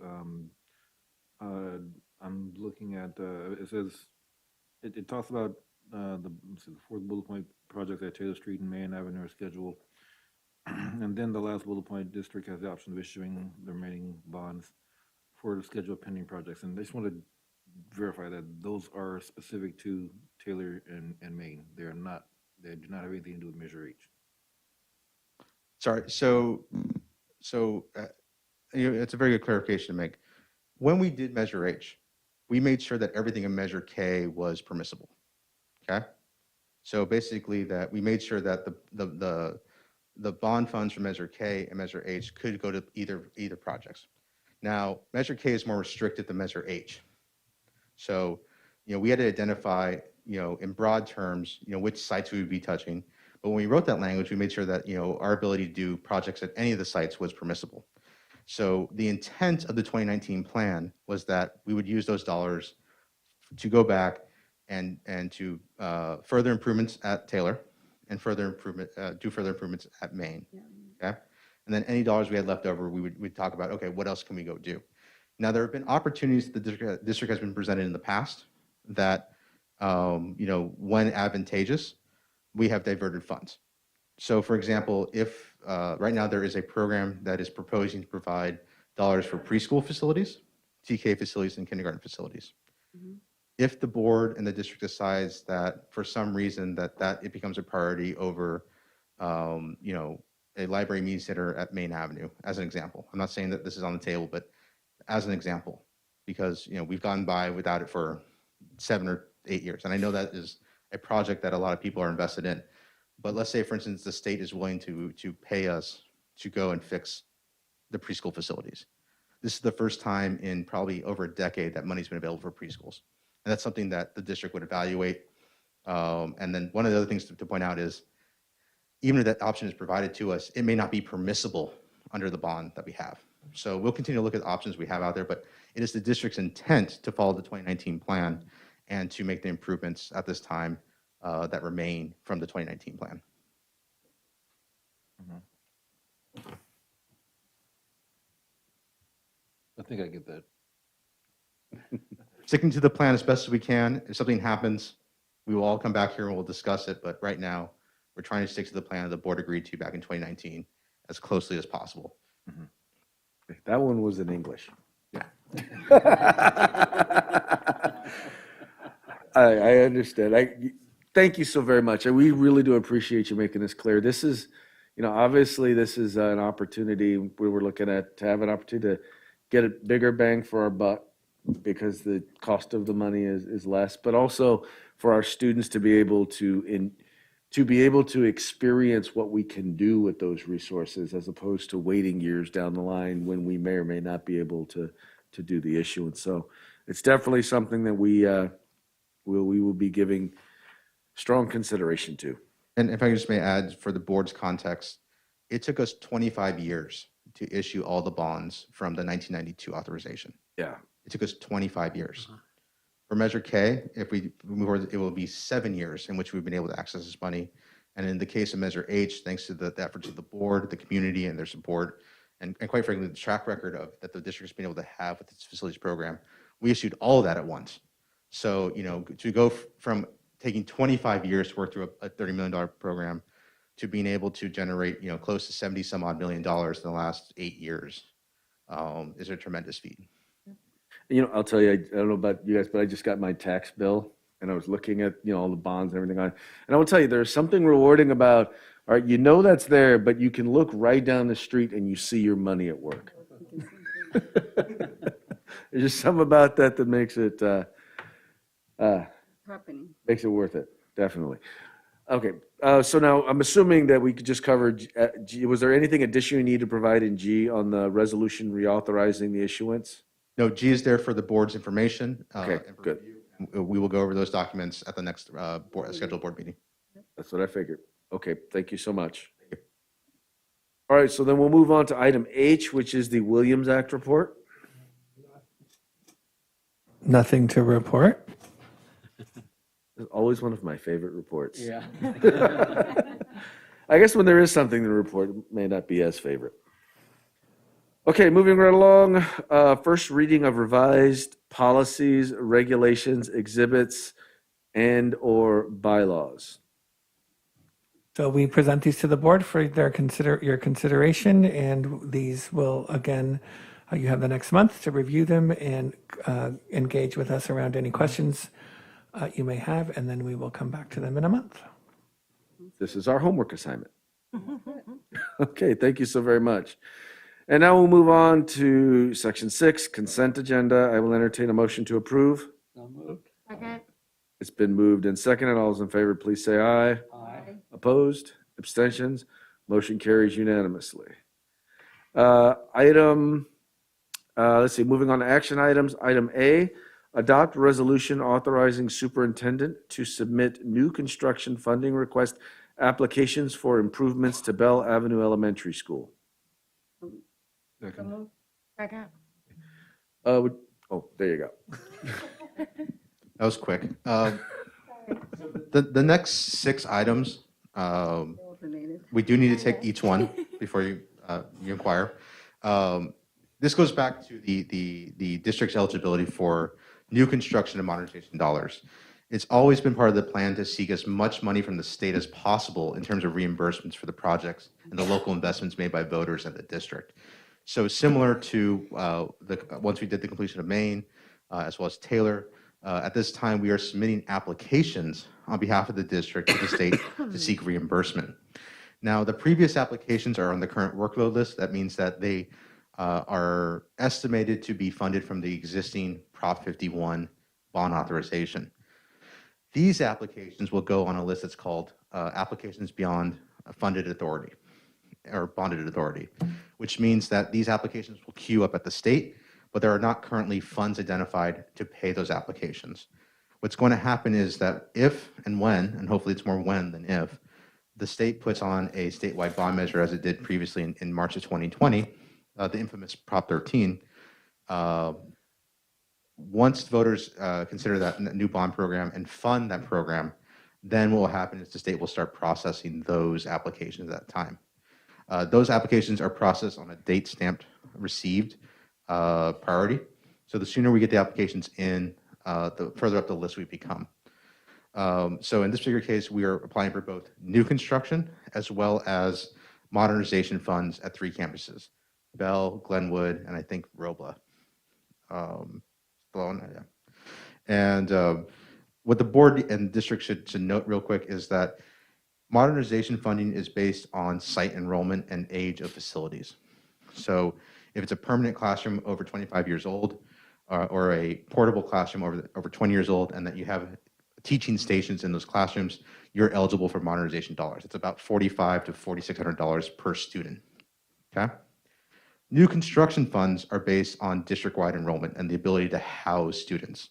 What that means is that you take your total enrollment, you take your number of permanent classroom teaching stations, and whatever the difference is, so if you have more enrollment than you have teaching stations, then you're eligible for new construction dollars. And that's usually to the tune of about $11,000 per student. In this case, what we've done is the district has advanced all the funds necessary to do construction.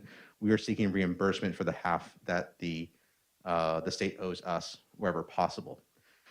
Something of note is that the way in which the OPSC, the Office of Public School Construction, reviews these applications is in the year of review. What that means is that because we have declining enrollment, that our new construction eligibility today may be, let's say, 100 students. But if our enrollment continues to decline over time, that could come down to 0. That said, between now and when they review the application, our enrollment could increase, which means that our eligibility could increase as well. So we are seeking the maximum amount of eligible pupil grants in all cases, but given the uncertainty of when these applications will be reviewed. So for example, we submitted an application for one of our projects down south in 2014 that got funded in 2018. So it took them 4 years to review the application. So depending on where we are, once they review the applications, we'll see where we are in terms of enrollment. We'll continue to discuss it with OPSC and determine what that funding is going to be. It may be 0 at that point, and it may be more than what we apply for. But at this point in time, we're submitting all these. Now, because there's no dollars at the state requires the board to acknowledge that you are submitting an application for which there is no funding at the state for. So this is that administrative step that they require of us. And this item, as well as the next 5 items, are all in that vein. So happy to answer any questions you may have. I was gonna see if we could combine 7A through 7F. He just said we have to pass each one separately. But you are going to say the same thing for the next 5 items. I can. No. No. But Those comments apply to the next 5 items. yes, Yes. This comments apply to all those. Yes. And the reason for this I is already had it in that my head to ask as soon as he said it, so I just said it. so the reason why this is required is because when OPSC reviews the documents, they're going to do 2 things. They're going to ask A, for the resolution, and B, for the minutes for the meeting in which the resolution was approved. And because of that, we had to have these separate items. So we tried to pare down the titles as much as we could for you. We still have some in there. Okay. Gotcha. Any other discussion? Nope. Hearing none, we'll move forward to a vote. All those in favor, please say aye. Aye. Opposed? Abstentions? Motion carries unanimously. Item B, adopt resolution authorizing superintendent to submit new construction funding request applications for improvements to Glenwood Elementary School. So moved. Second. Been moved in second. Is there any discussion or debate? Nope. Hearing none, we'll move forward to a vote. All those in favor, please say aye. Aye. Opposed? Abstentions? Motion carries unanimously. Item C, adopt resolution authorizing superintendent to submit new construction funding request applications for improvements to Robla Elementary School. So moved. Second. Been moved in second. Is there any discussion or debate? Hearing none, we'll move forward to a vote. All those in favor, please say aye. Aye. Opposed? Abstentions? Motion carries unanimously. Item D, adopt a resolution authorizing the superintendent to submit modernization funding request applications for improvements to Bell Avenue Elementary School. So moved. Second. Been moved in second. Is there any discussion or debate? Hearing none, we'll move forward to a vote. All those in favor, please say aye. Aye. Opposed? Abstentions? Motion carries unanimously. Item E, adopt a resolution authorizing the superintendent to submit modernization funding request applications for improvements to Glenwood Elementary School. So moved. Second. Been moved and seconded. Is there any discussion or debate? Hearing none, we'll move forward to a vote. All those in favor, please say aye. Aye. Opposed? Abstentions? Motion carries unanimously. Item F, adopt a resolution authorizing the superintendent to submit modernization funding request applications for improvements to Robla Elementary School. So moved. Second. Been moved and seconded. Is there any discussion or debate? Hearing none, we'll move forward to a vote. All those in favor, please say aye. Aye. Opposed? Abstentions? Motion carries unanimously. Item G, revised. This is to reschedule October 28th, 2021, regular board meeting to November 10th, 2021. So this is actually at my request. I will be actually out of the country on the 28th. So we are asking to move that to that November 10th date. We cannot do Thursday that week because that's Veterans Day. So this is a Wednesday. So moved. Okay. Just moved in second. Is there any discussion or debate? Can there be a calendar invite sent out for that? I'm pointing, I'm looking. She looked at you like there won't be. Well, you better ask somebody.